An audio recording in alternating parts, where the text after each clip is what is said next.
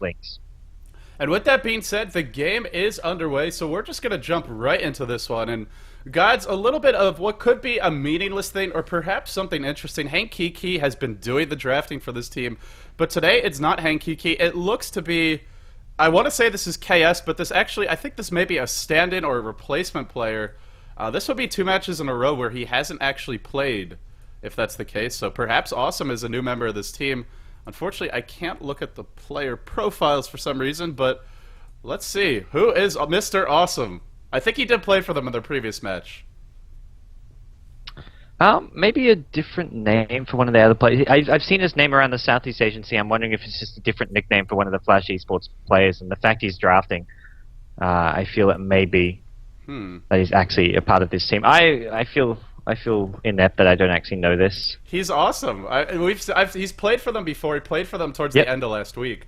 I don't know who this is. If anyone in the chat does, I would be curious, but he's Mystery Man for now. This is sort of like 007 from EG when they were going through potentially some roster changes. So, game number 1. We're underway, Gods, and Flash Esports versus MUFC. I'm going to pick your brain now. What's your prediction for this series? I think MUFC will take it, and I think they'll take it 2-0. I feel it could go either way, but I just think MUFC just have that slight edge, especially in these bigger matchups. Flash have come short in quite a few finals, and on top of that, Flash did have a pretty poor showing on, I believe it was Sunday, with the GST Dota 2 tournament. So, previous matchup is favoring MUFC. They're also using a pretty, I guess you could call it a stable roster in Dota 2 terms anyway. They've been sticking with these 5 the whole way through the tournament. I don't think we've seen them use a stand-in yet, and as far as the bands of picks go, for me, the notable things are that Bounty Hunter and Queen of Pain are both available. These are heroes that Flash have definitely loved to run. The Queen of Pain probably by far the favorite solo of the Southeast Asian team, so I'll be shocked if we don't see it getting snapped up early on. Also, Ling's junglers, if they want to go that route, the Chen, the Enchantress, they are on the table so far. Yeah, those jungle heroes. I mean, I think MUFC have been sort of shying away from them almost on occasion. They did pull it out in one of their matches against LGD, but it's something they haven't been going for. Rubik's going to be the first pick for them, so this kind of leads into the heroes you mentioned: Bounty Hunter, Queen of Pain, and that maybe aggressive sort of brawling style of play. Queen of Pain being picked up immediately by Flash Esports. Yeah, they don't even think about that, and it may be someone else doing the drafting. They may just be on land and don't really care who's sitting in that captain seat, but they go for the same thing. Either way, it is the Queen of Pain first pick. Obviously, it would be shocked if this isn't ehwah's hero. So in that sense, a little bit predictable from Flash, but hey, it's worked for them in the past. When they've won games or when they were challenging Orange and coming really close to beating them, it was on the back of a great Queen of Pain performance. I'm curious as well what they're going to do for supports. As far as supports go, we have a lot of great ones available too. There's a twin-headed dragon in the pool. There's the Chinese favorite, the Keeper of the Light. I doubt we're going to see either of these teams pick it up, or at least it's not as high of a priority for them. But interesting to see twin-headed dragon out in the pool. I feel this hero is not maybe getting the respect he deserves. Yeah, it's really been getting through a lot of pools. I think it's just too hard to ban it out in that first stage because there's just other top picks, with Batrider becoming such a ridiculously favored hero. Nature's Prophet hasn't been picked up all that much, so a bit surprising that MUFC banned that out, but I think it comes down to the fact that these two teams know each other. If MUFC is going up against a Chinese team, they may be leaving the pool knowing it's an unlikely pick, but against Flash Esports, they feel, well, the Southeast Asian scene, they more favor the Nature's Prophet as a side lane hero, as a jungler, because of his mobility and his ability just to farm up and just cause a lot of damage in the early, mid, and even the late game. So Flash, well, there's your Bounty Hunter, and this is just very, very standard stuff from Flash Esports. We'll see what MUFC do to respond to this. They may want to pick up one of their sort of semi-carries here or carry heroes, as if they're not careful, they'll just see them all getting banned out in this second stage of bans. MUFC going for this almost Chinese opening, especially with the Rubik Shadow Shaman. These are the favorite Chinese supports, and they get some great jungling, some great pushing power. A bit weak in the laning stage, I want to say. Shadow Shaman not the strongest laning support, and at the same time, Flash don't really have heroes to punish this, so this is a bit of a smart response from MUFC. They're not really going to be able to set up those kills until like that level 5 to 7 mark, most likely. MUFC, they do have to wait for this, and I think going for the Enigma, especially when you're expecting the offlane Bounty Hunter, it can be something where you can be rewarded. Enigma just the fastest jungle hero in the game, and you can actually level up on par or even faster than your solo heroes with Enigma. Shadow Shaman is sort of greedy support hero in the sense that he needs to get a lot of levels and bit of farm, but if you know there's going to be a bounty hunter there, it's like, well, Enigma can farm away in the jungle, Shadow Shaman can use those pools, and we just need a strong hero who can pretty much be in a semi 1v1 against the bounty hunter, or maybe not even 1v1, he'll have the Shadow Shaman there, but, well, Flash Esports, they decide they've got to play this safe. Anti-Mage it is. And the good news for MUFC is they know exactly what's coming their way. There's just no supports up for Flash yet. You've got your solo mid Queen of Pain, you've got your safe lane Anti-Mage, and your Bounty Hunter in that off lane. So this makes MUFC's job for drafting a lot easier. Yeah, this is an open book kind of draft. Flash are just, they pick what they want and they're not afraid that MUFC know about it. Anti-Mage, I guess the one nice thing as far as carries goes, you do get a mini stun that goes through BKB, so you have that Mana Void to cancel the Enigma Black Hole. A very small, random, mechanical kind of thing. Not why they picked him up. They do have a great chasing lineup. If MUFC ever have to run, they are royally screwed. Rubik, Shadow Shaman, Enigma, lots of disables, zero mobility unless they get items up, and I feel this is a really smart ban from Flash. They get rid of the Chaos Knight, a hero that preys on squishy, farming-oriented, kind of ganker heroes, really shuts that down. It also just dominates the lanes, which is really where Flash is going to be weakest. Aside from this Queen of Pain, Bounty Hunter and Anti-Mage, not horrible in a sort of a smaller scale engagement, but in those larger fights, they're not going to do a whole lot until they get a bunch of levels and farm, especially the Anti-Mage. Yeah, especially the Anti-Mage. It's really Flash is just going to be looking to wait this out. That's sort of the interesting thing. They pick up the sorry to interrupt you. Apparently your mic is not working in Dota TV, so I guess try toggling it. Yeah, that's always something, but don't worry, guys. We'll get it fixed before the actual fun kicks off. So, you were saying. Once the draft is over, I'll always make sure it is fixed. Just during the draft, I can't check it. But for me, what I'm questioning with Flash is they pick up the Bounty Hunter, but they're not going to using him for that sort of aggressive steamroll type tactics that we see teams like IG and even DK have done on occasion. They're using him very defensively, just as an offlane hero to soak up XP and gold, and then even come mid-game, it's still defensive Bounty Hunter play. He'll be using track, but more for vision than for getting kills, because with the Anti-Mages there, they're just looking to buy time for him to farm. They're not looking to get aggressive and get too many kills for the team. Yeah, we'll see if they're able to pull it off. Chen is banned. MUFC actually worried about the jungle game from Flash, which, frankly, isn't something they've shown much of an inclination to do. I think we've seen them run it from time to time, but even when they run it, it doesn't feel like the kind of potent jungle game you get out of a jungler like Extinct from Orange or, Chuan perhaps from IG. It's not. They're not really known for their jungle play, and it's more about the lineup at this point. They just have a lot of heroes that are needy, and Chen is a good support in that case because he does free up the lanes. He also can farm up those items like Mech, and that's a bit of a concern for Flash. Who's going to be building those supportive items? You don't really want to pick Enchantress against this lineup. Yeah, and if anything, like you say, Flash not known for that. The team hero is known for junglers is MUFC. Ling is a very proficient Enchantress player. MUFC for the longest time in Dota 1 would run the dual roaming jungle. They'd have Enchantress VS almost every second game they played. Back in I think it was the Dota 1 GoDz Cup, which they won, where you had all the Asian and European teams combined. It was just Enchantress VS every game with 3 strong solos. Maybe something they can consider pulling out here to punish this greedy Anti-Mage pick. The Bounty Hunter, a hero who can't really defend his tower. They can look to push fast with that. They've got pushing power coming from Enigma, Shadow Shaman as well. So I think Flash's bans are partly worrying about the pushing power and also this very hyper-aggressive play that MUFC can look to do. You've got the Lone Druid ban because of his strong pushing presence, and Sven, CK, just 2 very aggressive heroes as well. Yeah, it begs the question, who's available for MUFC and what kind of a carry are they looking for? Sven or CK would be sort of your obvious first choices. There is I'm trying to think. There's a lot of good teamfight specialists in the pool. There's heroes like Tidehunter, there's a Panda, yep. There's a Dragon Knight. That DK. Might be yeah. I think Dragon Knight just works well. I mean, he's just so stable as you can go late game if he's farming well. You can also just take it early to mid game with the pushing power. This is one of MUFC's favorite heroes, though, Windrunner. This, to me, maybe not so much as of late, but when MUFC first came to Dota 2, they summed up by strong laning heroes. They love to have heroes that are just so good in lane, and you just can't last hit versus them. You'll get out farmed in the lane. You'll maybe get killed at the early levels, level 2, 3, 4. Windrunner is just a hero they were first picking all the time back 6 months ago, and they love using this hero. It's a strong laner. It's a great laner versus Anti-Mage, especially because she hits very hard for an offlane hero. and is also difficult to trade blows with because of Windrun. They don't have the laning supports like the Shadow Shaman, the Rubik that can punish this. Are they going to be able to find one? They go for Leshrac. I don't know. This is not shaping up to be a hero who can shut down the Windrunner, and it is a forgotten hero.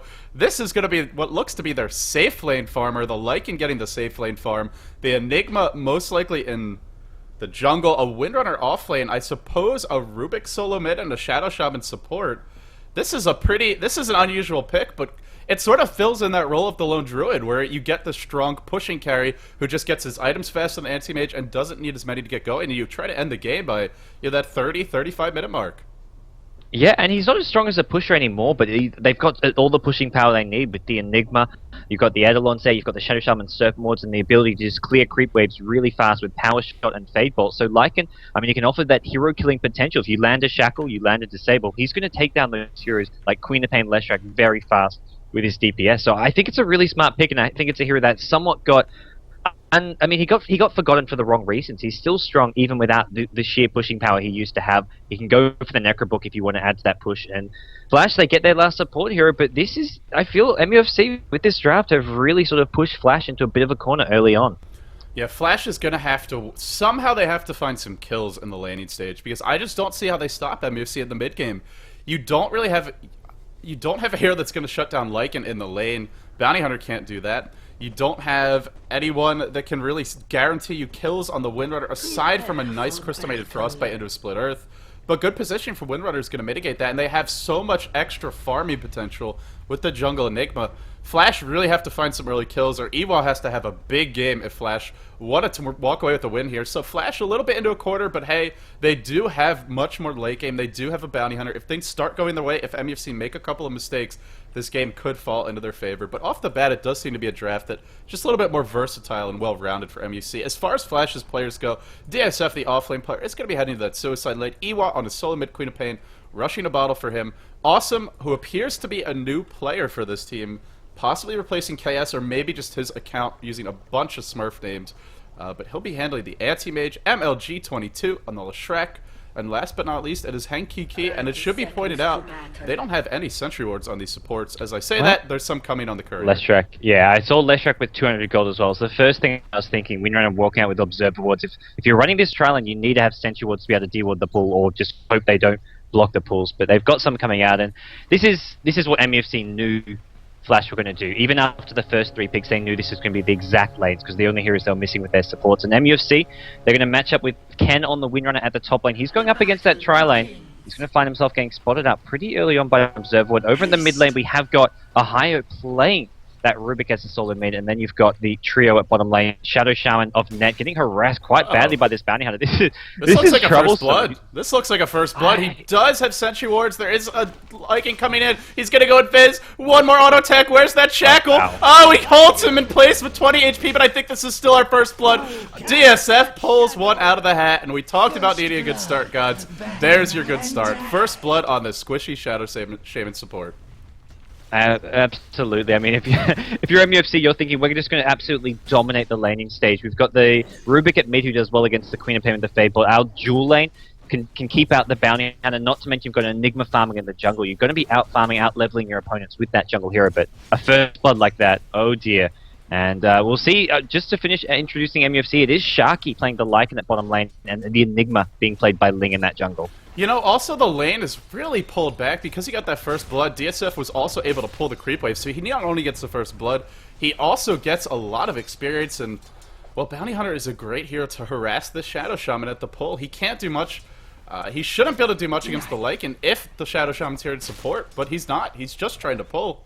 This may be sort of that hidden vulnerability, and not as big of a deal without a first blood, but now that he's got it, and he's got level 3, those Gneta crits are really going to hurt, especially against this squishy Shadow Shaman.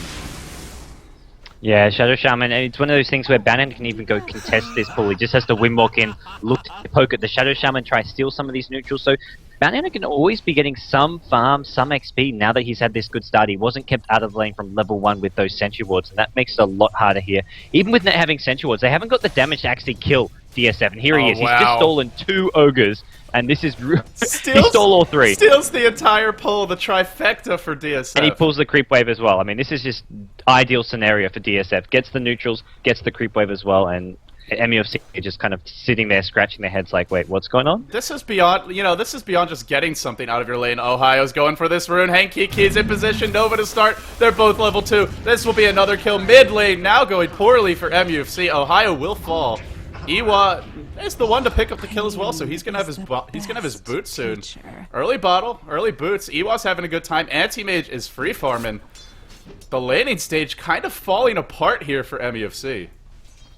Yeah, absolutely. This is an ideal scenario. This is Flash Esports when you've got the anti-mage as well free farming away. I mean, it's like, well, they've got a Lycan, they can have this strong mid-game push, but as long as we've got some kills, we'll have the items and farm needed to defend this. And Flash, they're not done being aggressive. They're looking to go around on top, try find this win runner. CM needs to be level 2. Yep, CM level 2 for this. That's sort of the key point where they can actually look for those kills and does the smart thing. It is the smart thing. He may die to this, though. He's out of Windrun for 8 seconds. Split Earth. No, the Edict cast. No Split Earth just yet. Shackle on 2, but it's only a level 1 Shackle. Split Earth will connect, and a kill for that lane. So all 3 lanes now really being shut down, which means it's pretty much only Ling who's having a good time thus far. Yeah, Ling has not been touched or pressured in this jungle here, but even him, it looks like he's not leveling as fast as he could be in that jungle. So all around, MUFC, pretty disastrous start for them. They're going to have to see how they react to this. If you're MUFC, you can't really do much with your heroes. They haven't really got a ganking lap. They need to get their sort of level 6s, even just level 4 or 5 on the Shadow Shaman, get Rubik his bottled boots and level 6 himself. So it's not really something where MUFC can try deal with this deficit right now. They're going to have to wait, catch up first in levels before they try and move around the map. DSF is level 5. He's going to have track soon, and that's really going to make it hard to do anything. If you group up and push track this early on heroes this squishy, they may just die if they get even slightly out of position. And we talked about the chasing lineup. If you fall behind a Flash and you gotta run, you're in a lot of trouble. Well, the chasing lineup is gonna get going that much sooner. He's already level 5.5. Shadow Shaman only level 2. Honestly, this bounty hunter he's just having his way with this bottom lane. And here comes an Invis and an ehwah who's actually below the bounty hunter's level, but he is getting pretty close to level 6. He'll have it before Ohio. Meanwhile, top lane Ken forced to win run away. Top lane being kept down, middle lane being it's actually the Rubik is getting a little bit more towards the last hits, but a lot of denies. Now DSF gets caught. There's your long range Stretch Armstrong Shackle, and he will die. A kill they definitely needed. And the nice thing about killing the bounty hunter, they can start pushing the slate. Don't come back. Yeah, that's what MUFC need to. They almost need to do that earlier on Bounty Hunter. He's already got his level 5. He's got phase boots as well. A bit greedy almost going for the phase boots. You get the movement through to try to keep you alive, but it's just it doesn't give you any in terms of survivability when you've got a stun coming from Enigma, the shackles from Shadow Shaman. There's a lot of lockdown where phase boots won't help you. And MUFC, they're going to claim at least 1 tower here. I imagine they try look for 2 with the Enigma push coming as well. The Eidolons are there. Enigma's level 6, so if there's any sort of gank coming, you've got the black hole that you can use. So this is what MUFC are going to be pretty happy about, and Flash trying to go for the counter push at top. Top lane can take a lot of damage. Awesome. Not actually going to jump on him. Hankiki wants to hit that Frostbite. He will do so. Windrun gets popped. There is no Mana Void, but the Split Earth is there. And the Windrun, not enough. He'll die to that last auto attack from Awesome. And they're not necessarily going to get the tier 1. In fact, they're trading a tier 2. This is a lot of map control, a lot of ground to give away. And these are in that crucial bottom lane. So they're losing some map control towards Roshan, and Roshan is clearly an MUFC objective with this Lycan pick. Flash going for the trade. Is it a good trade? Well, they'll get a tier 1. I think there's just nothing they can do about the MUFC push. They haven't got the heroes. They've got their support Sim and Leshrak aren't the best at stopping pushes. They haven't got heroes like Jakiro, Earthshaker, the Windrunner themselves, so they just can't really defend this whatsoever. Windrunner just trying to prevent Anti-Mage from getting the tower at top. Not going to manage to do so though. Oh, Ken looks to be dead again. Okay. He's still not level 6. Awesome is still just a creeper too short. He'll be forced back. They don't get the kill. Nice salve up. In fact, Windrunner maybe thinking about going back in. Haystern was picked up by Ohio. He zaps 1. He wants more. Can Ohio make big things happen here? He has stolen Blink, so no additional burst out. Telekinesis on the creep to stun MLG for maximum chasing power. The Edict forces him back, but he wants back in. He's got that Blink. He's got a Fade Bolt, and he's not going to go for it. Really crucial. 2 big kills there for MUFC. I caught the last millisecond. Queen of Pain actually died at the bottom lane, was going for a rotation to try gank and stop the push. Died to a black hole. Enigma quite happily using black hole just to kill the Queen of Pain. And top lane Anti-Mage going down to the Rubik. That's a lot of farm going the way of Ohio with that. A solo kill as well. and Anti-Mage going down is going to really slow down that fast Battle Fury that he probably wants to get. It sort of salvages that middle lane, so it's 2 lanes now where they've recovered pretty well. They do have a great mid-game bounce-back lineup. It shouldn't come as a surprise, but it is something they needed. And a lot of teams would just get frustrated and start pressing when they're down. What has ohaiyo stolen? It's a level 3 Scream. He's got some really scary burst damage potential now, and it's against a lineup of 5 squishy heroes. You talked about the Bounty Hunter going for the damage build, early phase boots, not a bad choice. But a squishy choice. Now he goes back for the Bracer, but all of these heroes, 670 HP on the Queen of Pain. Same for the Bounty Hunter. 587 for the Leshrac. This Rubik can almost solo kill anyone on the map. Yeah, and this Queen of Pain has not been farming well at all. Only 24 creep kills at the mid lane. Out-farming the Rubik, but if you compare that to some of the carries, Bounty Hunter's got 35 himself. You've got 36, 43 on Anti-Mates. The 2 mid heroes for both teams haven't had the best of time here. A lot of harass, a lot of roaming around coming from both of them, and ehwah, without this farm, he's a lot squishier, I feel, and that's something which can really be exploited by MUFC when they look to try force these pushes, because Queen of Pain will just struggle to initiate when she hasn't got the farm, the items. You need to get a BKB, an Ag Scepter, anything to give you some survivability. The good news is they have level 7 on their Bounty Hunter, so he's got track, he has his phase boots, he can definitely try and set up some kills. And MUFC are still pretty gankable if they're not grouped up. They've already used the Black Hole, they're going to have the mech soon. That's going to make finding those kills harder. You also notice there's a Sentry Ward mid. They're expecting that Bounty Hunter rotation in. MUFC's pretty prepared for it, but still, it is a high-level Bounty Hunter, especially for the 7-minute mark. He's actually level 8. Would like to see him try and set up some kills, at least put some pressure on MUFC, who are playing rather defensively. 4 heroes grouped up mid, and 1 at the base. Well, I think MUFC, they want to maybe they want to try bait 1 hero mid and then go for the push with the 4 heroes there. If they get a kill, they can quite easily push tier 1, maybe even a tier 2 tower here, which is kind of their line of thought here. They're looking to get those early pushes. Enigma's gone for a fast mech. He's almost got it as well. There they go. They go into mid. They find Queen of Pain, and that's what they were waiting for. They get the kill with the 4 heroes. Now they're going to try to get a tower as well on top of it. Anti-Mage has his Perseverance up. He's not rushing the naked Battle Fury like we saw from Burning the other day, though. He starts with the Treads. Not a bad choice, but will delay it a little bit. DSF spotted by Sentry Ward. MUFC trying to play coy. Try not to reveal the fact that they have one here. Crystal made an illusion coming for some harassment. Hankiki will initiate. Nova on 2. Splitter to follow. And DSF bursts down the Rubik instantaneously. Ken looking for a Shackle. It will latch, but it doesn't look like there's enough follow-up. Maybe there is. Maybe there is. The Shadow Shaman brings him down with that level 3 Ether Shock. That was shot. It's a Leshrac, and Queen of Pain's respawn, trying to go in here. Ultimate going to go on. Ken still 50 HP, and Queen of Pain needs to get away, and 1 Enigma stun will spell his death. And, well, Power Shot sniped 2 heroes that fight. First the Crystal Main, then at the end found another kill as well. So MUFC, they come out on top barely there, and I mean, I think Flash just sort of going in a bit too far, although they're buying time for Anti-Mates to farm. But look at this bottom lane, Sharky just having his way pushing as well. Yeah, he's already breached high ground. He has the Vlads complete, and that sure Lycan might not be the strongest jungler now, but he's still pretty potent in the lane, and now with the maxed Wolves, the Wolves are more survivable against nukes than they used to be. They have more effective HP against magical damage. It's only versus physical damage where they struggle, and that's going to help in this early to mid game against heroes like Queen of Pain, Leshrac, as well as Crystal Maiden. They're not going to have an easy time nuking them down, which it was a little bit easier in the past. It's not a huge difference, but it is a small change, and MUFC getting this map control, keeping the pressure in one lane. If they can get this tier 1 mid, they're in prime position to think about Roshan. They have the mech up on the Enigma as well.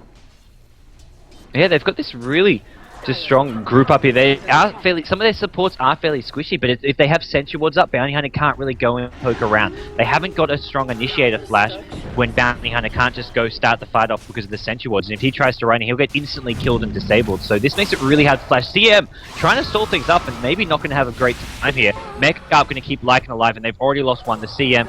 It's when you're CMs, you're initiated, that's when you're in a bit of trouble. Right, it's okay for her to throw her life away if you get the trades, but they just can't jump in after that, and there's a mech, so the burst damage is not really that much of a threat. They can't find these easy kills, especially because ehwah's only level 8. He's very squishy. If he jumps in, he dies. They have a lineup that's built around chasing, built around kind of finding pickoffs, and MUFC, there's no pickoffs to be found this game. The push continues, the wards get dropped, Sharky going to work, the creep wave will be brought down. And this is a tier 2 mid, so not just get mowed. Sharky might be in a little bit of trouble. Is the mech back off cooldown? 5 seconds to go. Telekinesis, ehwah getting stunned up and will drop again. The Queen of Pain always dying first in these fights. And there's the mech. The push keeps on going. MUFC may even think about Roshan now. In fact, they find DSF. They catch him out. The Sentry Ward was there. And everything turns on its head. MUFC showing the strength of their lineup and punishing the weakness of Flash, just not able to fight head on. And this anti-mage, 11 minutes in, it looked like a great lane. He still doesn't have his Battle Fury, which it's not late in a normal game, but in this game, there's a lot riding on him, and he's not going to have it for at least another minute or two. Yeah, he needs to get up as fast as possible and just focus his time counter pushing out these lanes, because MUFC are just going to keep going for that group up push kind of play. We've seen them just quite easily take 2 towers. They did have a fight, but that's because Flash tried to force it, tried to defend it, and it was just a scenario where they didn't have the heroes, didn't have the farm to do that. And I feel almost maybe getting the Battle Fury is just not going to be the right way for Antimates to play this. He's going to be so squishy still, so unable to fight. He hasn't gone for that burning build where he's got lots in stats. He's maxed out Blink, and he's going to max out Mana Break as well, and that just makes him so squishy. He's sitting on 700 HP. Even when he gets his Battle Fury, there's not a chance in hell that he can fight. This, to me, seems like one of those games where he either have to get a lot of points in stats or build something like a Vanguard, Vlad's, Manta-style type build that we see some of the European anti-mages do.